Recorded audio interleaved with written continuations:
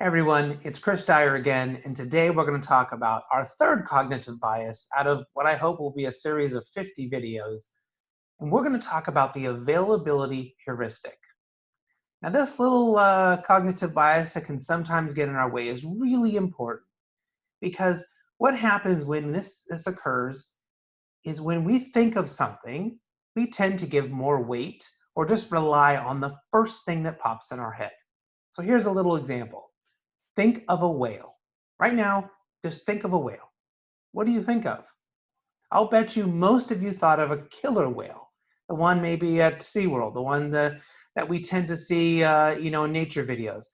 I actually thought of a humpback whale because those are ones that I would go and see when we would go whale watching as a kid here in sunny Southern California.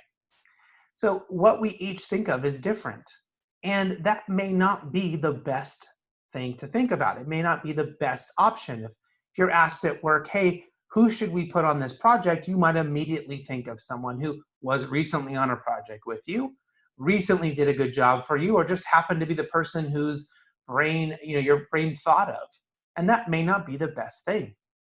So if we are aware of this, we can think a little bit deeper. Now, let me give you a little kind of a deeper story about this.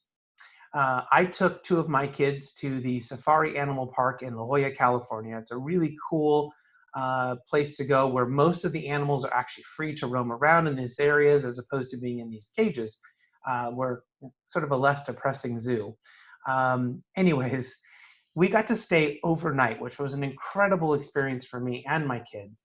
And at night around the campfire, they brought out this really cool animal called a jerboa. And it had big floppy ears that kind of looked like a rabbit. And it had these big hind legs that kind of looked like a kangaroo. And they asked all the parents and all the kids, what do you think this is? And every answer was either rabbit or kangaroo, or there was a few funny jokes about maybe it was a combination of the two. This was the availability heuristic at play. We immediately took some small detail we had, thought of the first thing that came to mind, and we were convinced that this is what it was. Turns out it was neither. This was just a rodent that had closer, to a rat than anything else, that had just evolved in a way that was ears kind of looked like a rabbit and its legs kind of looked like a kangaroo. It was not a marsupial, it was not related to them at all. But we were so convinced by just the simple fact, and that just right away our brains thought, shortcut, it must be that, right? And so we were totally wrong.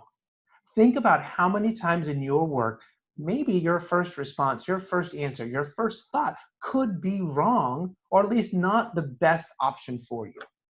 All right, so try to go out through your day to day. Maybe when someone asks you something, or you have to think of something, slow down and give yourself a little bit of time to think about a better response or a better answer, or at least come to the conclusion that maybe your brain was right the first time.